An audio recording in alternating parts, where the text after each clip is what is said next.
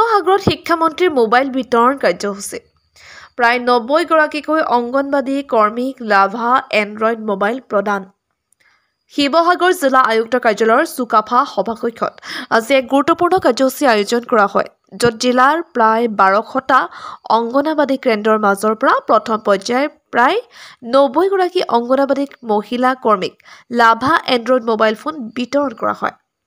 এই মোবাইল বিতৰণৰ মূল উদ্দেশ্য হ'ল অংগনবাদী কেন্দ্ৰসমূহ অধিক কাৰ্যকৰীভাৱে পৰিচালনা কৰা, প্ৰযুক্তিগত সহায় লাভ কৰোৱা আৰু চৰকাৰী পৰ্যবেক্ষণ পদ্ধতি আৰু অধিক সুসংগঠিত কৰাৰ বাবে অংগনবাদী কৰ্মীৰ কাৰ্যদক্ষতা বৃদ্ধি কৰা। অনুষ্ঠানত শিৱসাগৰ অভিভাৱক মন্ত্ৰী তথা শিৱসাগৰ বিভাগীয় বিষয়া আৰু কৰ্মচাৰীসকল উপস্থিত থাকি কাৰ্যসূচীৰ শুভাৰম্ভ কৰে।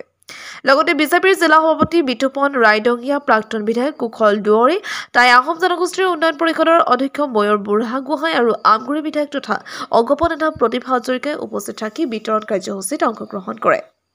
শিৱসাগৰ জিলাৰ আয়োজিত অনুষ্ঠানৰ এই পদক্ষেপক অংগনবাদী ব্যৱস্থাপনাৰ ক্ষেত্ৰত এক নতুন অধ্যায় হিচাপে অভিহিত কৰি কয় যে প্ৰযুক্তিৰ সৎব্যৱহাৰেৰে শিশুৰ বিকাশ আৰু পুষ্টিৰ ক্ষেত্ৰত অধিক ফলপ্ৰসূতা আশা কৰিব পাৰি। বক্তাসকলে মোবাইল ফোন ব্যৱহাৰৰ উপযোগিতা সন্দৰ্ভত এই মত প্ৰকাশ কৰি কয় যে ইয়াৰ সহায়ত দিহা পৰামৰ্শ, তথ্য সংগ্ৰহ আৰু কাৰ্যসূচীৰ মনিটৰিং অধিক সহজ হ'ব।